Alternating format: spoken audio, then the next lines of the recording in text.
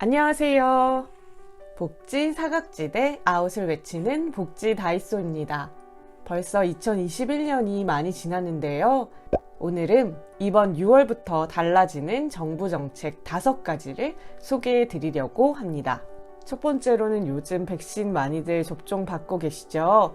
백신 인센티브에 대해 알려드리고, 두 번째로는 주택연금 제도가 어떻게 변화했는지, 또 전월세 신고제, 네 번째 양도소득세 중과세율의 변화가 어떻게 되었는지와 다섯 번째로 경기지역 화폐 소비지원금에 대해 알려드리려고 합니다. 첫 번째로 백신 인센티브입니다. 현재는 직계가족 8명까지만 모일 수 있었는데요. 이제 백신을 맞은 뒤 2주가 지난 1차 접종자와 접종 완료자는 현재 8명까지로 제한된 직계가족 인원 기준에서 제외된다고 합니다.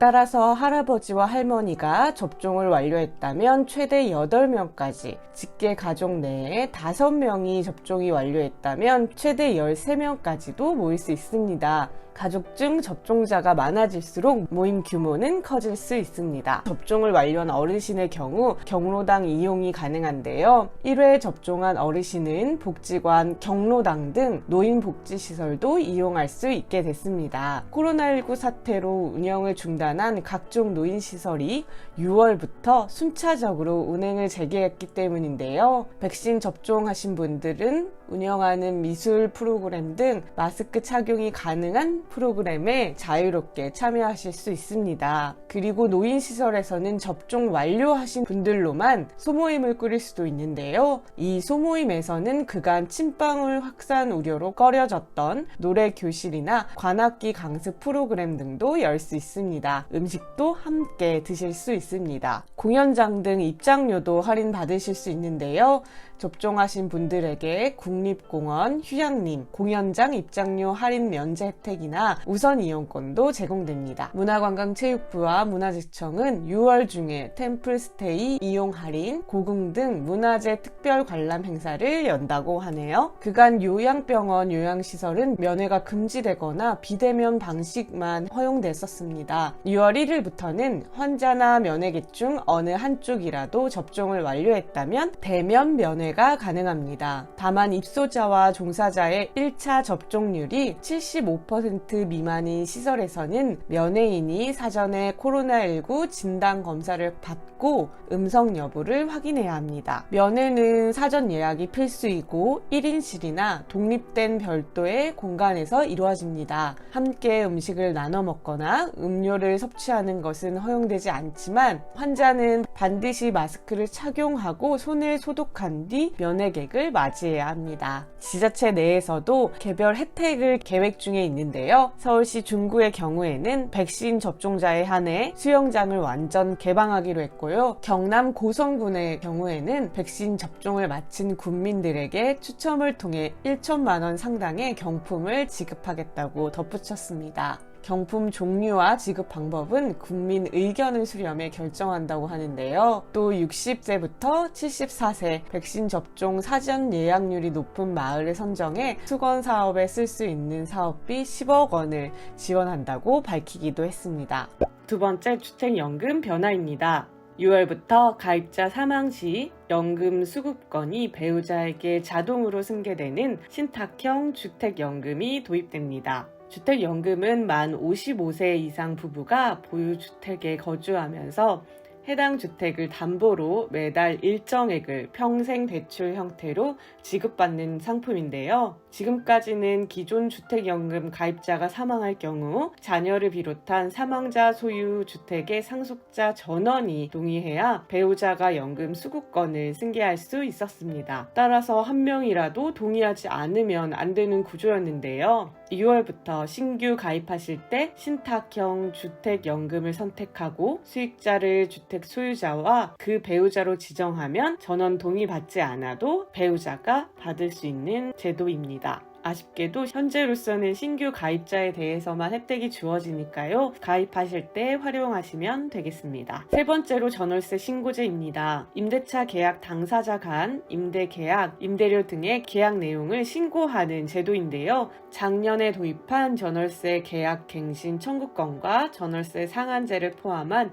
임대차 3법이 모두 시행되게 되었습니다. 신고 대상은 신고제 시행일인 6월 1일부터 체결되는 신규 갱신의 경우 금액 변동이 없는 갱신 계약을 제외한 임대차 계약인데요. 수도권 전역, 지방광역시와 세종시, 도의 시 지역의 경우에만 대상이고요. 구는 제외됩니다. 금액은 보증금 6천만 원, 월세 30만 원 이상의 경우 신고 대상이고요. 6월 1일 전에 이루어진 계약은 신고 대상이 아닙니다. 신고 방법은 신고 대상자인 임대인과 임차인이 임대차 계약 체결 30일 이내에 소재지 주민센터를 방문하거나 온라인 부동산 거래관리 시스템에서 신고 가능한데요. 정부 24를 통해서도 전입신고를 완료하면 임대차 신고 메뉴로 자동 연결되어 임대차 계약서를 등록하며 신고를 할 수 있다고 합니다. 이렇게 임대차 계약을 신고하면서 계약서를 제시하면 확정일자를 자동으로 부여받을 수 있어서 주민센터를 방문하는 번거로움이 대폭 줄어들 것으로 예상되는데요. 임대인과 임차인 중 한 명이 신고하고 공동 서명된 계약서 제출 시 신고 가능합니다. 상대방에게는 문자 메시지로 내용이 통보된다고 합니다.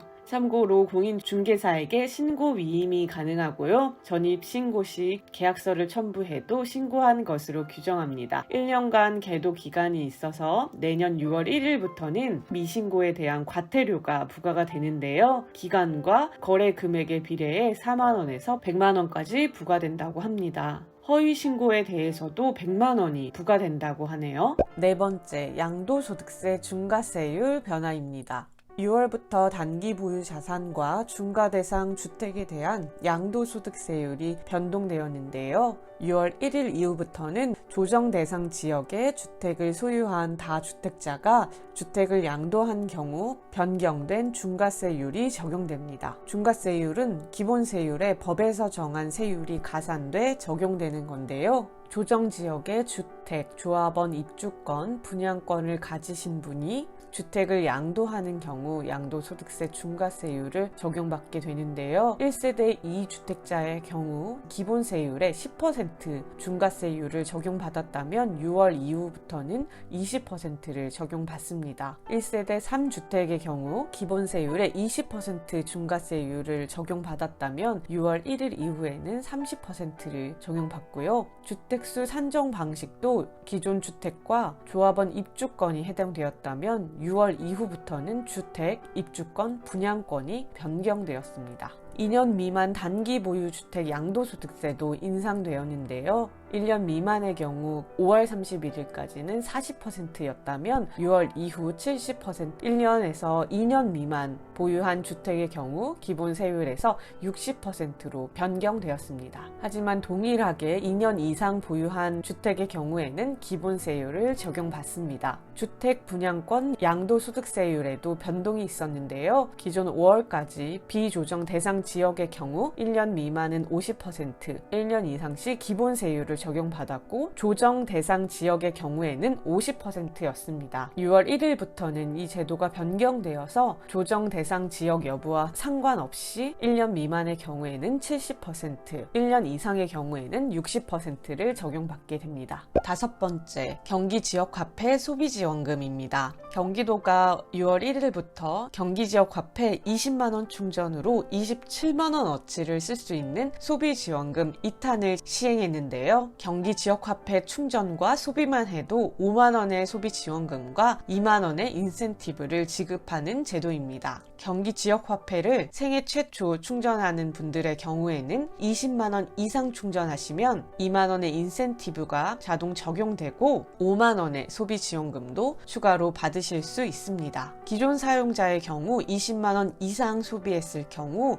2만원의 인센티브와 함께 5만원의 소비지원금이 지급됩니다. 지급됩니다. 따라서 최대 7만 원의 혜택을 받을 수 있는 제도인데요. 지난해 1탄 3만원 소비지원금에서 5만원 금액으로 대폭 확대가 된 제도입니다. 대상은 경기지역 화폐를 소지한 경기도민이고 지급된 소비지원금 5만원은 지급받은 날로부터 1개월이 지나면 소멸되기 때문에 반드시 해당 기간 내에 사용해야 합니다. 기존 지역화폐 사용처와 같이 연매출 10억 원 이하의 매장, 전통시장 점포 등에서 사용이 가능하고 일반적인 대형 백화점, 대형 마트, 기업형 슈퍼마켓 등에서는 사용할 수 없습니다. 소비지원금 2탄은 620억 원의 예산이 소진될 때까지 진행되고요. 8월쯤 소진될 것으로 예상되고 있습니다. 이렇게 6월부터 달라지는 정부 정책 5가지를 알아봤는데요. 앞으로 복지 사각지대를 없애기 위해 다양한 복지 정보들 정리해 드릴 테니까요. 구독, 좋아요, 알림 설정 꼭 해주시고 복지 받으세요.